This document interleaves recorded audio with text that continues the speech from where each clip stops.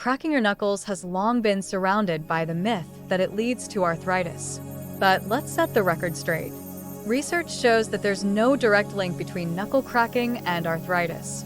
The sound you hear is simply gas bubbles bursting in the joint fluid. It's a harmless release of pressure, not a sign of impending joint damage. In fact, studies have found that habitual knuckle crackers don't have a higher incidence of arthritis compared to non-crackers. So, if you enjoy the satisfying pop, go ahead. Just remember, if you experience pain or swelling, that's a different story and worth discussing with a healthcare professional. So, keep cracking if you like, but don't let the myth hold you back.